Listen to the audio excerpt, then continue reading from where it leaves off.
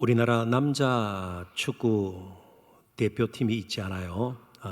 이제 월드컵에도 이번에 나가게 됐는데요. 그런데 이 대표팀의 감독직을 두고 감독들의 무덤이란 말까지 씁니다. 그만큼 우리나라 남자 축구 국가대표팀의 감독을 맡는다는 것이 쉽지 않다는 겁니다. 실제로 우리나라 이전에는 감독 제도라는 게 아예 없었습니다. 1948년 처음으로 런던 올림픽에 우리나라 축구 국가 대표팀이 구성이 되고 나가게 되었는데 그때 처음으로 감독을 선임을 했습니다. 그리고 74년이 지난 2022년 현재 파울루 벤투 포르투갈 출신의 감독이죠. 이 감독이 지금 축구 국가 대표팀을 맡고 있습니다. 8번째 최장수 감독입니다. 그러니까 74년 동안 80명의 감독이 팀을 맡았습니다. 그러니까 맡은 기간이 평균 1년도 안 된다는 거예요. 성적이 좋을 때야 존경도 받고 기사도 잘 나가고 말이죠. 심지어 팬도 생기지 않습니까? 히딩크 감독을 한번 생각해 보십시오. 그런데 성적이 나쁘면 온갖 비난을 다 받고요. 결국에는 경질되고 말죠. 지도자의 애환이라 불러도 될 것 같습니다. 그래서 지도자들에게 있어서 가장 힘이 되는 것은 그들을 지도자로 인정을 해주고 그리고 격려와 응원이 뒤따르는 것입니다. 이런 좀 생각을 가지고 오늘은 지도자에 대한 혹은 위에 있는 권세에 대한 하나님 백성으로서의 태도, 자세 이런 것들을 좀 살펴볼까 합니다. 자, 본문 28절입니다. 너는 재판장을 모독하지 말며 백성의 지도자를 저주하지 말지니라. 근데 한 가지 어려움이 있습니다. 여기 재판장으로 번역된 히브리어 단어는 엘로힘입니다. 그런데 이 엘로힘은 우리 성경에서 주로 창조주 하나님을 지칭할 때 사용하는 단어예요. 그러니까 하나님으로 우리에게 더 잘 알려져 있는 단어입니다. 그리고 실제로 대부분의 영어 번역 성경들, 제가 가지고 있는 NIV라는 영어 번역 성경에도 하나님으로 번역을 하고 있습니다. 그리고 제가 참조했던 모든 참고 도서들, 보통 주석이라 그러는데요, 다 하나님으로 번역을 하고 해석을 합니다. 그런데 유독 우리 성경만 재판장으로 번역을 했습니다. 그런 번역도 가능해요. 재판장과 지도자 이렇게 쌍을 이루면서 다 지도자급에 있는 그런 위치에 있는 사람들 아니겠습니까? 모두 위에 있는 권세입니다. 그런데 오늘 저희들이 읽었던 말씀이 28절인데 29절부터 31절까지 28절과 연결되는 말씀들을 쭉 보면 다 하나님에 관한 것들이에요. 하나님 앞에서 어떤 태도를 취할 것인가, 오늘 본문 그렇게 우리가 이해할 수가 있고요. 그 다음에 하나님께 어떤 자세로 드릴 것인가, 어떤 식으로 첫 것을 드릴 것인가, 하나님 앞에 어떻게 제사를 드릴 것인가, 그게 이어지고요. 마지막은 하나님 앞에서 우리가 어떻게 거룩하게 살 것인가. 그러니까 주 관심은 하나님이고 이제 하나님께서 위에 있는 권세 가운데 지도자를 세워주셔서 이제 백성들을 또 다스리고 잘 이끌 수 있도록 그 지도자 위에 있는 진정한 권세인 하나님. 그래서 저는 이제 오늘 말씀을 나눌 때에 재판장으로 번역된 바로 이 히브리 단어를 하나님으로 이해를 하고 말씀을 함께 나눌까 합니다. 물론 그러면 재판장이나 지도자나 다 진정한 위에 있는 권세 아래 있는 또 다른 권세로 우리가 이해를 하고 말씀을 나누면 좋을 것 같습니다. 그리고 오늘 본문의 지도자로, 백성의 지도자로 이렇게 번역된 히브리어 단어는요, 하나님께서 정하신 지파나 12지파가 있지 않아요? 혹은 족장의 우두머리를 일컬을 때 사용하는 나시라는 히브리 단어인데요, 종교 지도자들, 그러니까 제사장 무리들을 일컬을 때도 종종 사용되었다는 것을 그냥 참고로 하시면 좋겠습니다. 아무튼 오늘 우리의 주제는 위에 있는 권세에 대한 하나님 백성의 태도입니다. 그 태도도 거룩해야 되고요. 그렇지만 정말 위에 있는 권세에 대한 우리의 태도는 만만치 않은 주제예요. 혹은 또 교회와 정치에 대해서 교회가 어떤 입장을 취할 것인가, 뭐 여러 가지 정치에 어느 정도 개입할 것인가, 굉장히 중요하고도 사실은 큰 주제입니다. 다 다룰 수가 없고요. 때로는 책 한 권이 그렇게 나올 수도 있는 것이죠. 그렇지만 지금 저희들은 십계명의 정신, 하나님 사랑, 이웃 사랑, 그 정신 하에서 최소한의 어떤 원리, 또 우리 하나님의 백성들이 가져야 할 기본적인 자세, 이런 것들만 좀 다루도록 그렇게 하겠습니다. 그래서 첫 번째, 위에 있는 권세에 대한 우리의 자세는 검도를 지키는 것입니다. 지켜야 할 선을 제대로 지키는 것입니다. 본문을 다시 한번 보도록 할게요. 28절입니다. 너는 재판장, 너는 하나님을 모독하지 말며 백성의 지도자를 저주하지 말지니라. 하나님은 먼저 자신이 그 놓으신 선을 지키라고 말씀합니다. 여기 하나님을 모독하다, 이 말은 하나님의 존재와 그분이 세우신 약속을 가볍게 취급하다, 얕잡아 보다, 공경을 표하지 않다, 이런 뜻을 지닌 문구입니다. 한마디로 하나님께 당연히 돌아가야 할 영광을, 합당한 영광을 돌리지 않는다, 이것으로 끝나는 것이 아니에요. 하나님을 모독하는 숨은 마음은 무엇인가 하면 대신 자신을 높이는 거예요. 하나님처럼 자신을 높이고요, 하나님을 크신 분으로 인정을 하고 정말 하나님 앞에 굽히기는커녕 자신을 대단하게 여기고 결국 하나님께 돌아갈 영광을 가로채는 것도 다 포함이 되는 겁니다. 그러니까 하나님을 모독한다는 것은 역으로 자신을 하나님처럼 높이지 말라, 이런 의미이기도 합니다.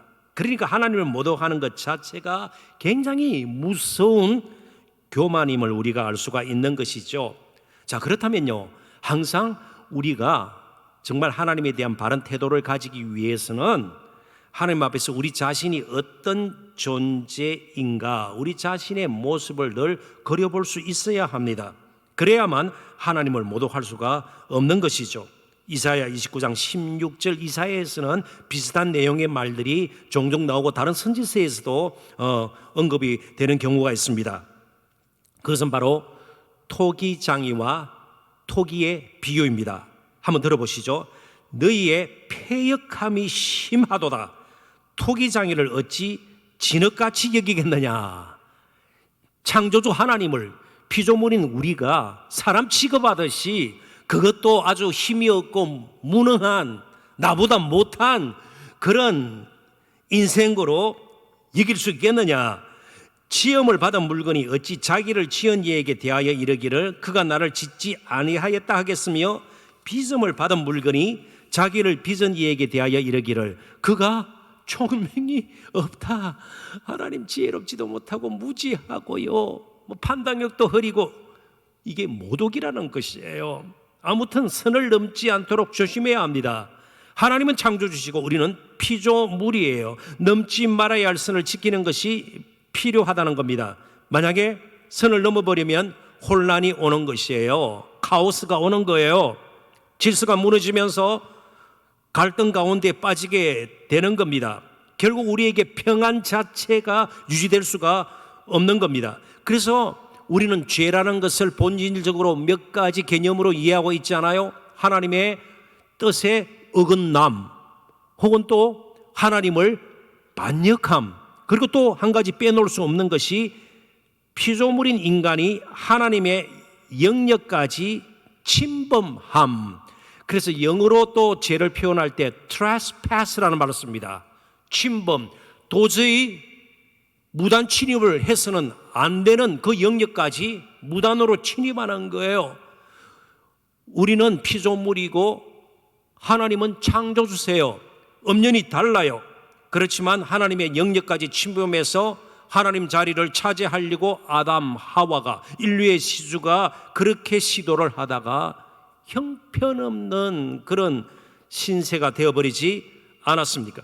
백성의 지도자에 대한 태도 역시 분명히 할 필요가 있습니다. 지도자만이 가지는 고유의 영역이 있어요. 그들이 맡은 역할, 기능이 있는 것이고요.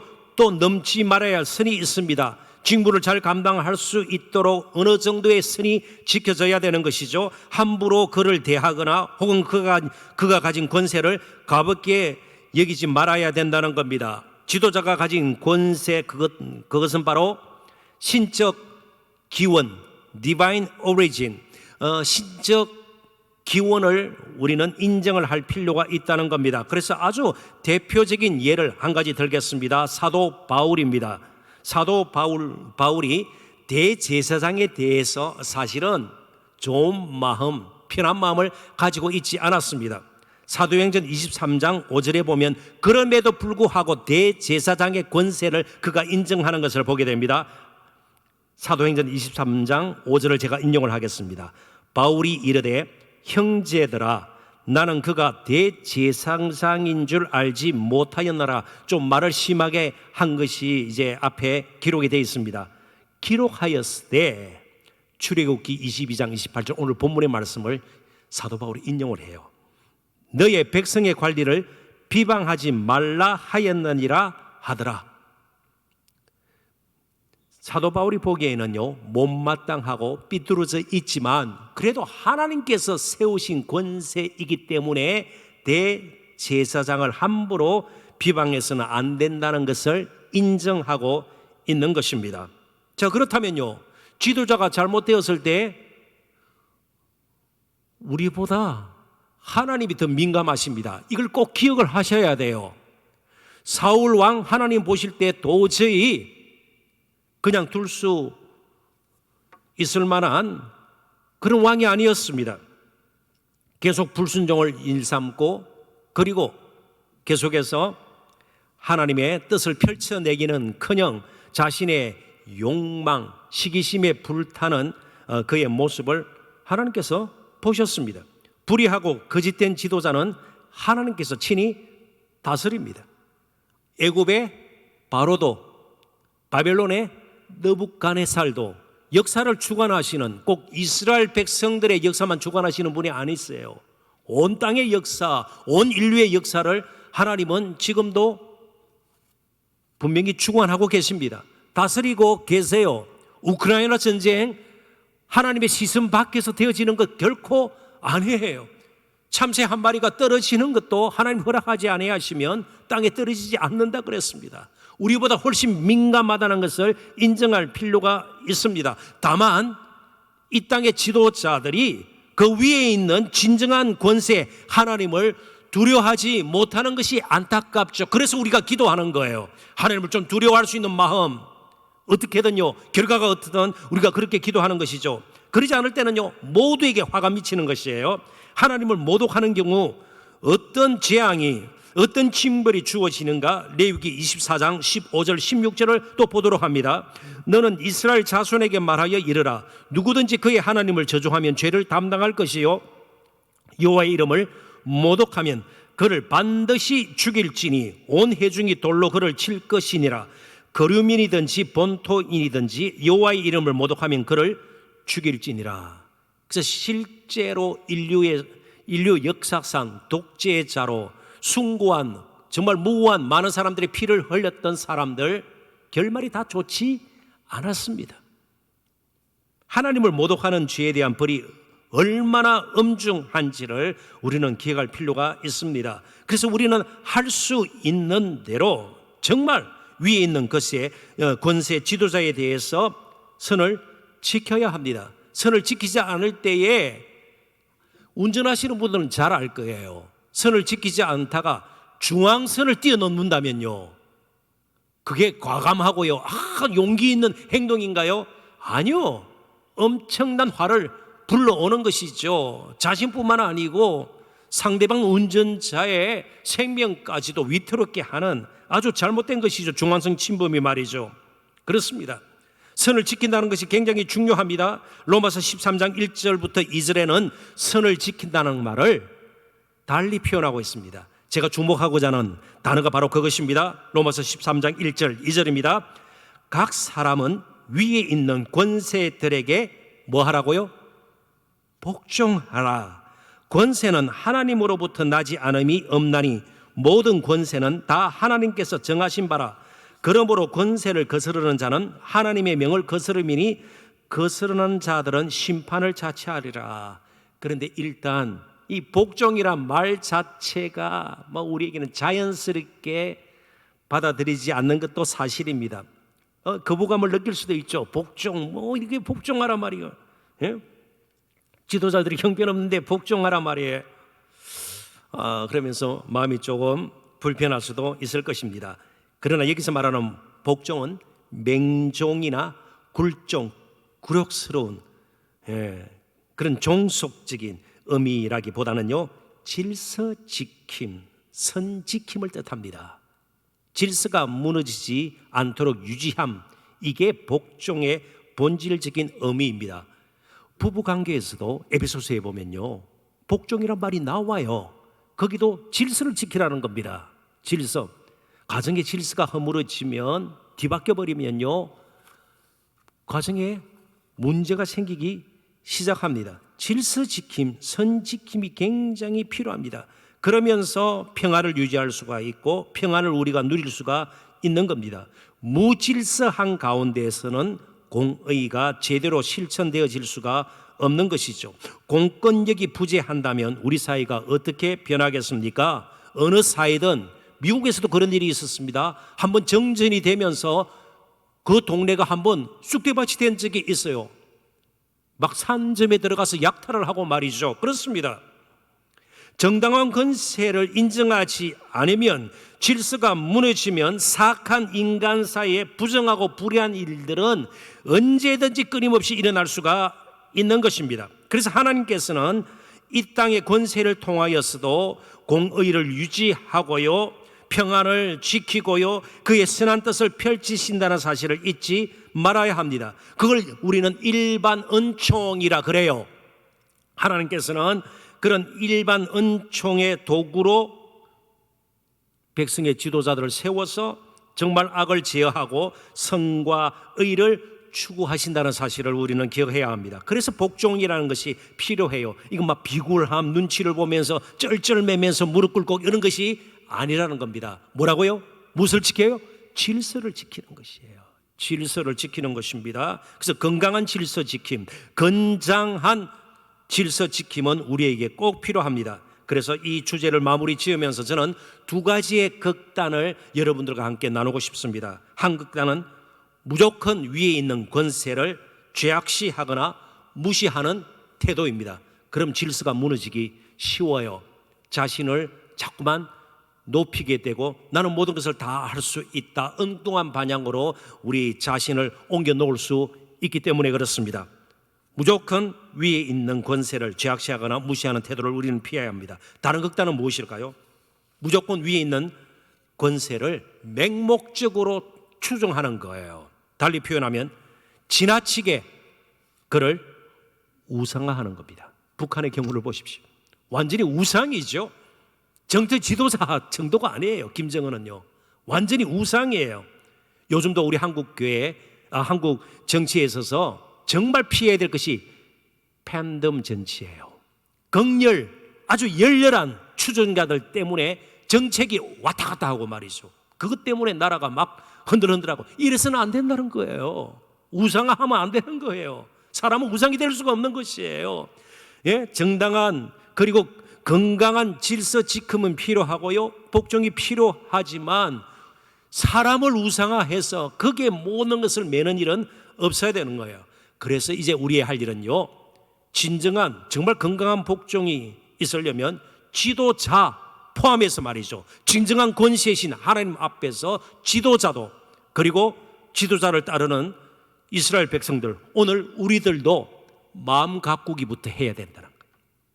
마음이 비뚤어져 있으면 우리의 인생에 걸음걸음이 비뚤어질 수밖에 없고, 마음이 비뚤어져 있으면 비뚤어지지 말을 할 수밖에 없는 것이에요. 마음이 악감을 품으면요, 모독하고 저주하고 칭찬보다는요, 비판의 말이 늘 나오기 마련이죠. 오늘 우리에게 주시는 이 출애굽기 말씀, 언약서라 그랬습니다. 십계명을 받은 바로 이후에 또 이어지는 말씀들은 아니에요. 보충 설명하는, 보다 깊이 해석하는, 해설하는, 적용시킬 수 있는 말씀들을 이제 우리에게 주고 있잖아요. 어디서 되어졌는가 하면 시내산 밑에서 주어졌어요. 그런데 한번 생각해 보십시오. 이스라엘 백성들이 시내산 밑에 올 때까지 무슨 힘으로 그들이 버티고 광야를 지나서 시내산 밑에까지 왔나요? 하나님의 전적인 은혜예요. 하나님의 돌보심이에요. 하나님의 보살핌이에요. 하나님께서 그들과 함께 하셨고요, 먹을 것을 주셨고요, 목마르지 않도록 샘물 나게 하셔서 그들에게 정말 생명을 유지하게 했고요, 구름 기둥과 푸른 기둥으로 그들을 인도해 줍니다. 그러니까 그 누구보다도 이스라엘 백성들은요, 역사적으로 볼 때도 광야 이스라엘 백성들처럼 그렇게 가까이서 하나님의 기적을 많이 체험한 그런 백성이 없어요. 그런 때가 없어요. 그럼에도 불구하고 넘치는 감사와 찬양이 있음에도 불구하고 그들은 원망 불평에 찌든 하루하루를 보내었습니다. 그래서 그들의 모든 원망 불평을 이렇게 모을 수 있을 것이에요. 애굽에 매장지가 없어서, 죽어서 묻을 곳이 없어서 우리를 광야로 이끌어 목말라 죽게 하는가, 줄여 죽게 하는가, 하나님을 굉장히 무능한 분으로, 정말 사리 판단을 제대로 하지 못하는 분으로 괜히 광야로 이끌어내어서 애굽에서 우리가 잘 살았는데, 잘 산 것도 아니죠. 종살이 하던 그들 아니었어요. 하나님을 못 오가는 말이죠. 왜 그럴까요? 광야, 메마른 땅보다도 그들의 마음이 메말라 있었기 때문입니다. 그들의 마음이 황폐해되니까 그런 말밖에 할 수가 없는 거예요. 우리의 마음이 하나님의 은혜로 촉촉이 젖어 있으면 조그마한 하나에도 하나님 주신 것으로 알고 감사할 수가 있죠. 형제의 조그만한 선행, 저 아름다운 조그만한 모습을 보고도 칭찬하고요, 세워주고요, 낮게 여기고 그러지 않겠습니까? 마음을 가꾸는 것이 이스라엘 백성들에게, 오늘 우리에게도 너무나도 필요합니다. 우리나라가 경제적으로는 선진국 반열에 들어왔습니다. 그렇습니다. 경제 규모로 봐서는 세계 10위예요. 군사력으로는 세계 6위예요. 어떤 면에서는 강대국이에요. 10손가락 안에 꼽는 나라가 되었습니다. 그런데 의식이나 마음의 선진화도 이루어져야 돼요. 윤리, 도덕의식, 공공선을 추구하고자 하는 그런 마음들, 기부코자 하는 마음들, 정말 어렵고 힘들고 여러 가지 모양으로 지금 소외된 그런 사람들을 향한 긍휼의 마음을 품고 나의 가진 것을 나누고자 하는 그런 마음들, 마음의 선진화가 우리에게는 너무나도 필요해요. 그런데 우리는 선진화라는 말 쓸 필요도 없이 저와 여러분은요, 거듭난 마음, 정말 거룩함이 우리에게는 정말 필요한 것이에요. 한번 쉬운 예를 들어보십시다. 요 최근에 다 있었던 일 아니에요. 동해안 산불 너무나도 심한 피해를 입혔습니다. 그런데 출발이 뭐예요? 담배꽁초? 쓰레기 태우는 건 아니에요. 그렇게 좀 요즘 건조하고 강풍이 불기 때문에 쓰레기 태우지 마십시오. 담배꽁초 함부로 버리지 마십시오. 문자 받지 않았어요? 요즘도 문자 받죠? 강풍이 불고 뭐 건조하기 때문에 화재에 유의하지. 그죠? 문자 오지 않아요? 문자 와요. 그럼에도 불구하고 마음이 선진화되지 못하고 그러면요, 언제나 그런 일이 일어날 수가 있는 거예요. 그래서 제가 세 가지 구체적으로 특별히 마음 가꾸기에 필요한 것, 첫 번째는요, 나 하나쯤. 다른 사람도 다 그러는데, 근데 저와 여러분 그래서는 안 되는 거예요. 뭐 내용을 제가 일일이 드러내지는 않겠습니다. 다른 사람들 다 그러는데, 관행인데, 아니요, 우리는 거룩하기 때문에 나 하나라도 그러지 않아야 되는 거예요. 다른 사람 다 거짓말하고 다른 사람 다 컨닝하는데 나 하나, 나도 다른 사람 다 그러는데, 아니요, 나 하나만큼은 그러지 말아야 합니다. 이게 마음 가꾸기예요. 두 번째는요, 이 정도는 아니요, 이 정도를 무섭게 봐야 돼요. 뭐 이 정도까지 뭐 이걸 꼭 뭐 철저하게, 아니요, 이 정도로부터 시작을 해야 돼요. 작은 것에 충성한 데가, 작은 것에 충성한 자. 예수님 그렇게 하셨어요. 예수님은 작은 것의 가치를 놓치지 않았습니다. 예수님은 큰 것에 늘 마음을 빼앗겨서 큰 것을 숭생, 그러지 않았어요. 작은 것에 오히려 조심하라고요. 작은 자 실족시키는 거 경계하셨습니다. 뭐 이런 것 좀. 두 번째, 마음 가꾸기 굉장히 필요한 것이에요. 자, 세 번째가 뭘까요? 딱 한 번만 아니에요. 한 번이 중요해요. 딱 이번 한 번만, 이번 한 번만, 그냥 하나님도 좀 이번 한 번만 넘어가 주시죠. 한 번이 두 번 되고요, 두 번이 네 번 되고요, 그러다가 습관이 되는 거예요. 그럼 돌이킬 수 없이 우리의 마음이 굳어져 버리고요, 삐뚤어져 버리고요, 그럴 때는 돌이킬 수 없는 그런 자리로 우리가 나가게 됩니다. 하나님을 향해서도 마찬가지고요. 그래서 기도하고자 마음이 들었을 때 기도해야 돼요. 예배하고자 하는 마음이 열정이 생기면 예배해야 되는 거예요. 남이 정말 어렵고 힘들 때 도와주고자 하는 마음이 있으면 도와주어야 합니다. 언젠가도 말씀드렸죠. 도와주고자 했는데 밤지나면 뭘로 주로 끝나버려요? 기도로 끝나버려요. 기도하면 되지. 아니에요. 도와주려고 했으면 실제로 도와줘야 돼요. 물질적으로도 말이죠. 도와줘야 되는 거예요. 그때 빨리 뛰어가서 도와줘야 되는 거예요. 마태복음 15장 8절, 잘 아시는 말씀입니다. 이사야서 29장 13절을 인용한 말씀이죠. 이 백성이 입술로는 나를 공경하되 마음은 내게서 멀도다. 충분히 입술로 우리는 하나님 공경하지만 출발은 마음이어야 돼요. 마음이 가까워야 되는 겁니다. 그래서 우리는 마음을 가꾸는 일을 계속해야 되는 겁니다. 먼저 마음에 있는 악감을 제하여야 합니다. 악한 마음에서 악한 말이 나오기 때문입니다. 이 마음이 악해져 있으면요, 찬송도 했다가 저주의 말도 내뱉을 수 있기 때문입니다. 그래서 저는 한 인물을 여러분들에게 소개하고자 합니다. 욥이라는 인물이에요. 욥은 욥기 앞부분에 보면 다 잃어버린 사람이에요. 다 잃어버린 사람이에요. 재산 다 잃어버리고요, 자녀를 다 잃어버리고요, 심지어 자기 자신의 건강까지 다 잃어버려요. 악창 같은 아주 이상한 피부 질환 때문에 정말 살기 싫을 정도로 그는 공경에 처했습니다. 오죽하면 욥의 아내가 이렇게까지 조언을 했을까요? 한번 잘 들어보십시오.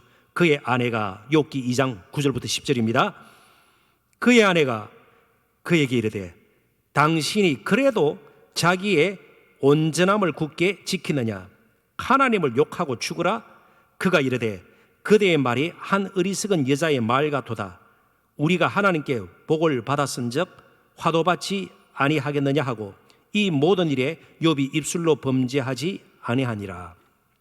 입술로 범죄하지 않았습니다. 모독하고 저주하고 죽으라 그랬습니다. 욥이 완전한 인물이 아니에요. 그도 죄와 허물 투성이의 인간이에요.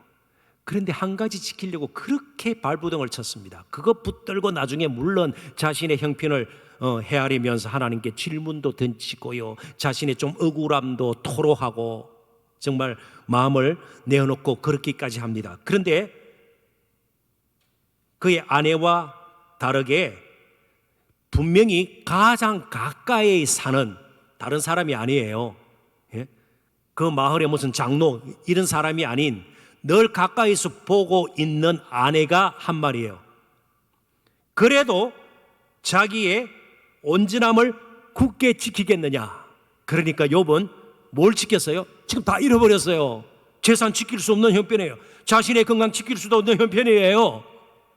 사랑하는 자식들 10명 지킬 수도 없는 형편이에요. 근데 마지막 한 가지 꼭 지킨 것이 있어요. 뭐라고요? 온전함. 이 온전함, 갈렙이 보였던 온전함하고 똑같은 거예요. 흔히 영어로는 integrity라는 말을 쓰는데 이 온전함 무슨 뜻인가요? 앞과 뒤가 똑같음, 겉과 속이 똑같음, 처음과 나중이 똑같음. 앞에서는 이 말했다가 뒤에서는 다른 말하고, 앞에서는 이런 모습을 보였다가 뒤에서는 싹 자기를 감추고 이런 것이 아닌. 그러니까 오늘 우리에게 필요한 것이 온전함을 지키는 거예요. 잠언 4장 23절에도 무릇 것 참 많지만 너희 마음을 지켜라. 온전함. 이게 가장 우리가 수요해야 할 값진 자산이에요. 여기서부터 출발을 해야 되는 겁니다. 그러면 하나님께서 그 온전함 가운데 신실하신 하나님은 온전하신 분이세요. 필요한 것들을 공급하시면서 하나님의 의가 그런 사람을 통해서 이 땅에 흐르게 한다는 거예요. 하나님을 경외하는 마음이 이제 회복이 되고, 그 다음에 위에 있는 권세에 대한 순수한 복종의 마음 준비가 되어야 되고요. 그리고 온전함을 계속 지키겠다는 또 다른 마음, 결단이 우리 가운데 있어야 됩니다. 뭘 지켜요? 온전함. 이 온전함, 마음 가꾸기가 무엇보다도 우리에게 필요한 것입니다. 그러지 않으면 우리의 마음은 항상 교만해집니다. 교만해질 수밖에 없는 겁니다. 자신을 높이고 헛된 영광을 구하고 다른 사람을 낮추면서 상대적으로 자신을 높이는, 때로는 우월감을 아주 가지게 될 경우도 있고 말이죠. 그래서 평소에 마음을 잘 가꿔야 합니다. 마지막 세 번째, 이제 결론적인 말씀을 드리도록 하겠습니다. 샬롬 전학입니다. 샬롬이 화평, 평강, 평화, 평안. 모독과 저주가 아니라 이제 저희들은 평안을 전하고요, 축복하는 자로 살아야 할 것입니다. 예수님은 하나님께서 이 세상과 역사의 진정한 통치자임을 분명히 알고 있었고, 거기에 따라서 이 땅에 육신을 입고 오셔서 사셨습니다. 하나님께서 이 땅의 권세를 통해서도 통치하고 계심을 또한 알고 있었습니다. 위에 있는 진정한 권세임을 예수님은 분명히 확신하고 있었습니다. 그래서 마지막 이제 십자가 지시기 전 빌라도 로마 총독 앞에 섰을 때에 빌라도의 말에 대해서 예수님은 이렇게 말씀하셨습니다. 요한복음 19장 10절부터 11절입니다. 빌라도가 이르되 내게 말하지 아니하느냐? 내가 너를 놓을 권한도 있고 십자가에 못 박을 권한도 있는 줄 알지 못하느냐? 예수께서 대답하시되 위에서 주지 아니하셨더라면 나를 해할 권한이 없으시리니 그러므로 나를 내게 넘겨준 자의 죄는 더 크다 하시니라. 빌라도 총독의 권세를 예수님은 부인하지 않았습니다. 그렇지만 그 위에 계신 진정한 권세 하나님께서 주관하신다는 것을 예수님은 알고 계셨습니다. 동시에 빌라도 총독의 말을 받아들이고 빌라도의 판결에 따라 예수님은 십자가에 못 박혀 죽으셨습니다. 이사야 선지자는 그런 예수님의 모습을 일찍이 이렇게 그리고 있습니다. 이사야 53장 7절의 말씀입니다. 그가 곤욕을 당하여 괴로울 때에도 그의 입을 열지 아니하였으며 마치 노수장으로 끌려가는 어린 양과 털 깎는 자 앞에서 잠잠한 양같이 그의 입을 열지 아니하였도다. 저주의 말을 하고 누구를 탓하는 말을 하고 비방하는 말을 하고 그러지 아니하였습니다. 예수님은 누구에게도 저주의 말을 하거나 악담을 하지 않았습니다. 오히려 십자가에 매달려 있는 가운데서도 용서를 구했습니다. 그를 따르는 자들에게 늘 축복하며 살 것을 명하셨습니다. 화평케 하는 자가 복이 있다는 말씀도 하셨습니다. 그래서 사도 바울도 이렇게 로마의 성도들에게 권면하고 있는 것을 보게 됩니다. 로마서 12장 14절입니다. 너희를 박해하는 자를 축복하라. 축복하고 저주하지 말라. 이제 우리는 정말 거룩한 백성으로 하늘에 속한 자로 보다 높은 가치관과 역사관을 가지고 이 세상을 보고 그리고 위에 있는 권세도 바라보게 됩니다. 이 땅의 권세에 우리가 복종하는 것은 단순히 우리가 힘이 없기 때문이 아닙니다. 타협이나 비굴함도 아닙니다. 우리에게는 진정한 하늘에 속한 권세가 있기 때문입니다. 이제 말씀을 맺습니다. 우리에게는 권세가 있습니다. 음부의 권세가 이길 수 없는 권세, 복음의 능력, 축복의 권세가 있는 거예요. 그래서 저와 여러분들이 서로 축복할 수 있어야 합니다. 축복하며 기도할 수 있어야 합니다. 사람의 영원한 운명을 결정지을 수 있는 복음의 권세가 저와 여러분에게 있는 거예요. 전도의 권세가 있는 거예요. 그래서 우리는 사실은 남부럽지 않은 이 세상에 가장 행복한 인생들임을 우리는 알아야 합니다. 사람을 근본적으로 변화시키는 하늘의 권세를 저와 여러분이 가지고 있는 거예요. 기도의 권세를 가지고 있는 거예요. 그렇기 때문에 우리는 하나님께서 이 땅의 공의와 질서를 위해서, 평안을 위해서, 선을 위해서 세워놓으신 우리 위의 권세에 대해서 충분히 복종할 수가 있는 겁니다.